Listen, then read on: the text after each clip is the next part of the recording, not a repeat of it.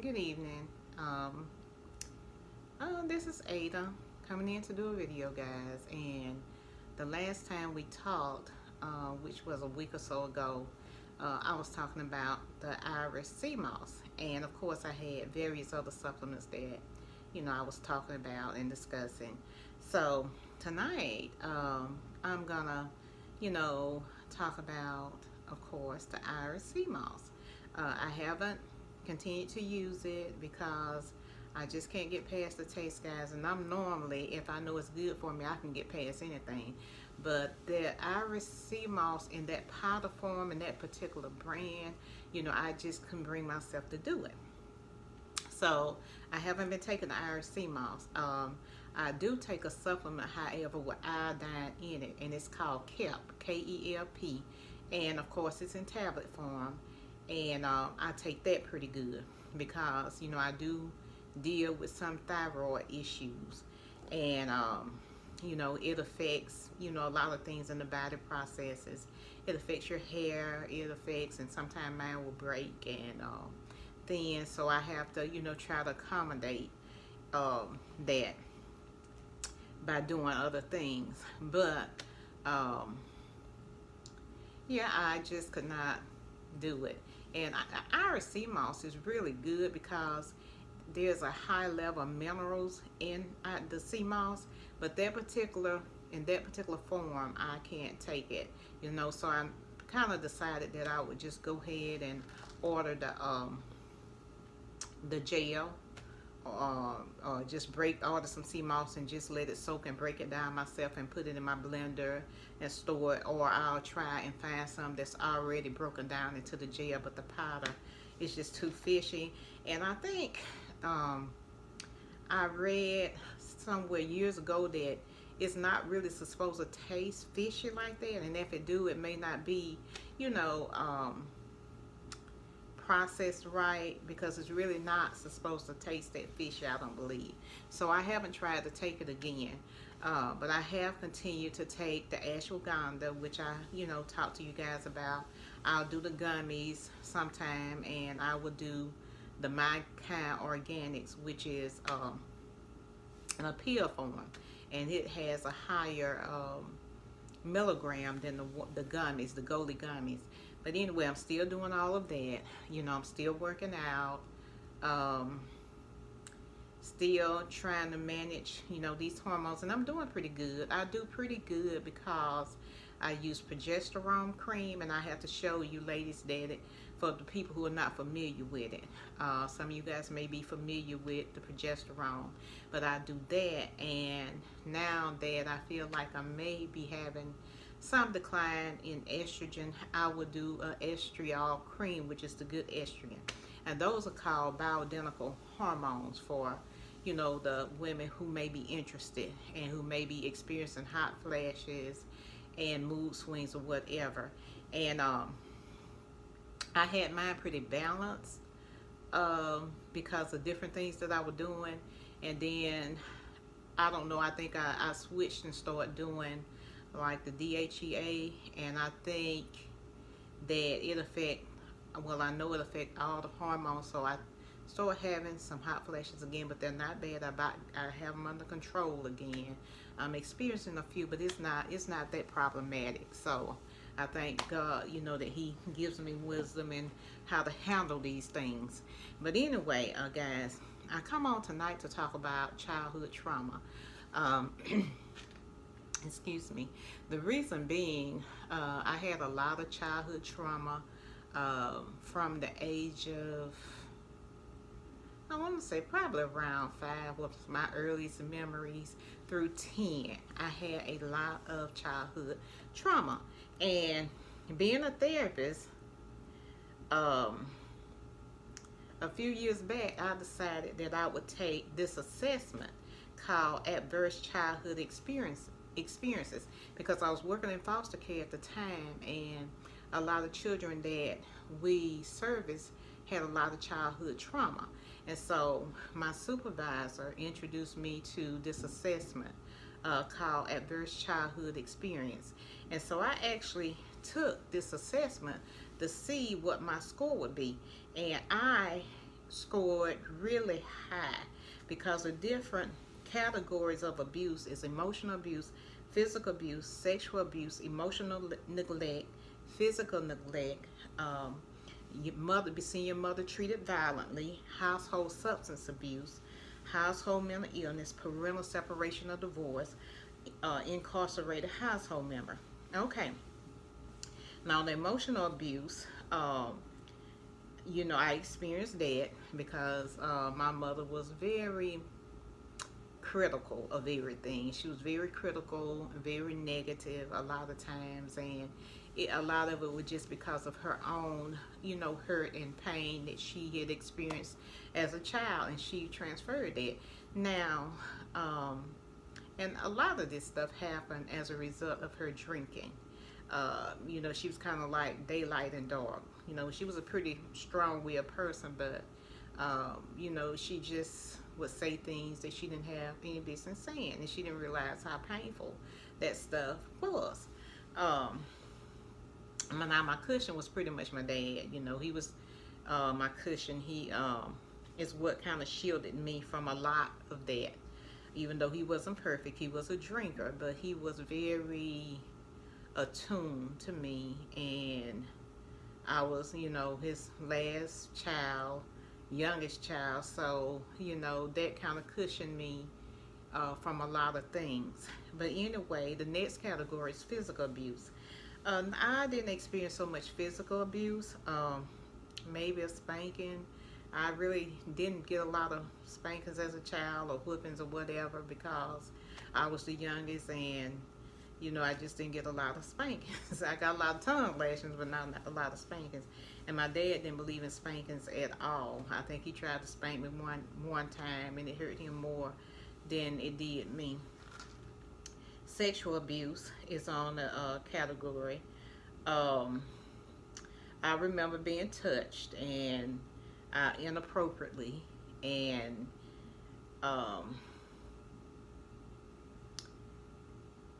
as a young child, but it was almost as if that type of thing was normal in certain families, and in mine it was. Being touched by a cousin or whatever, that it was just so accepted till you really didn't know that it was, a violation. Okay, there was a lot of emotional neglect. Um, there wasn't a lot of I love you or just protection, as you grew older. It just wasn't a lot of affirmation, Um, there just wasn't a lot of affirmation. Um, there was no attunement to the child's emotional needs. Everything was just kind of superficial. If I go to work and I provide, my parents were of the mind that that's what children required. So there was no attunement. Physical neglect. Yeah, there was some physical neglect, especially on the weekend because everybody was doing their thing. Now, during the week, we were well fed and pretty much taken care of. But then on the weekend, everything kind of went um, haywire. Everybody was kind of doing what they wanted to do, and nobody was really watching the children. Um, my mother treated violently. Now, my mother, in most cases, were the perpetrator. But at the age of 10 years old, I witnessed my mother being shot by my stepdad. She did get the gun back from him, and she shot him back. But his was more of a flesh wound. She was shot in her stomach, which almost killed her because she was in the ICU for like 6 months. So, during that time, I had to live with my older sister who was only 19. And she had, the night my mom got shot, this older sister had actually left her husband for, and she was at home that night. So we both were in the bed when we heard gunshots, and we jumped up. She jumped up first and ran out, and I heard her howling and, running that mom had been shot, and she was trying to get the perpetrator, not realizing that he had been shot. And me, I don't know what I did. I don't know. I just think I curled up in a corner, and I just don't know what I did. But that particular night, I remember thinking, and these were my exact words. Okay, Lord, this is it. I'm gonna lose my mind. I can't take it, because by that time I had seen a lot, and I've kind of felt like, okay, this is the straw that broke the camel's back. I can't take, anymore. This is it. But needless to say, I made it through. I lived with my sister about 6 months or better till my mom got out. And when my mom got out, she came and lived with my older sister and her husband too. And we ended up leaving their house in the middle of the night because they had issues where, things would become violent. And that particular night, things did get violent. My sister was pushed to the limit, and she ended up, stabbing her husband. But it was as a result of him, threatening her and bullying her. So, she retaliated, and there was no, problem solving skills. There was no coping skills. Nobody knew about talking things out. Well, at least they didn't in our family. So I remember my mom, who had a colostomy bag on at the time, where, she had gotten shot, and they had to put a colostomy on her, colostomy bag on until they reversed, until they did, put her intestines back, because the intestines were out. She got shot in her stomach. And so she was waiting to have that surgery to reverse everything. So meanwhile, of course, the bowel movements were coming through the bag, and I had to help change them at 10 years old. So this particular night, we end up going back home. And I remember just being very afraid. I was like, okay, how are we going to make it home? Mama, can you walk? Can you make it? We got quite a ways to go, to get home. And so I was worried about her not being able to make it, but she said, well, I'm going to be okay. I'm going to make it. And so sure enough, we set out walking home. And of course, we made it home, which I guess was about a couple of miles from where we were. But I was concerned because she was just out of the hospital with, a colostomy bag. And I remember her being in her house coat and gown, and us walking home.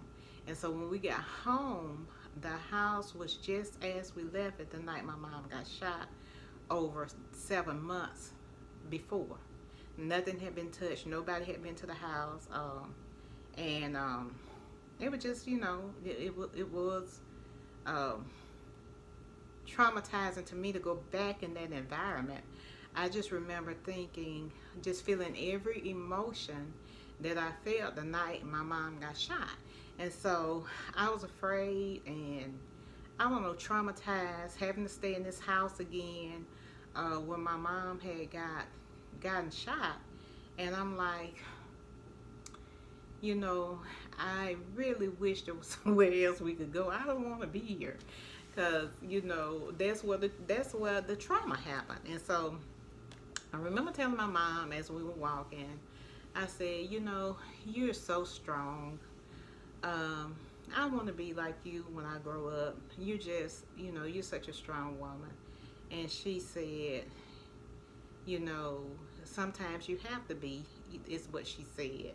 But, in hindsight, I think about my mom and all her struggles that she faced in her childhood. And she, she had it hard, because my mother was born in 1925, and she was the oldest to a second set of children. Her father actually took 5 of the older children and left. He couldn't take her because she was the youngest. So he left her with her mom. Then her mom remarried and started having a whole set of children. So my mom often said that she was treated poorly because, she was the oldest. She wasn't allowed to go to school. So I said all that to say this. She had a lot of childhood trauma. And so she was doing the best she could, and I could empathize with her. But guys, with that being said, I can only do short videos, and these aren't live. So, stay tuned for part 2, and we're going to go back into talking about the ACE assessment. So, if this video has been helpful, share it with someone else. And I will be coming back to do a part 2 to talk about the other traumas I experienced, and to talk about the adverse childhood experience assessment that can be taken. And it's a simple assessment, and you can score yourself, and you can find it online. But anyway, you guys have a good night, have a blessed night, and stay tuned for part 2.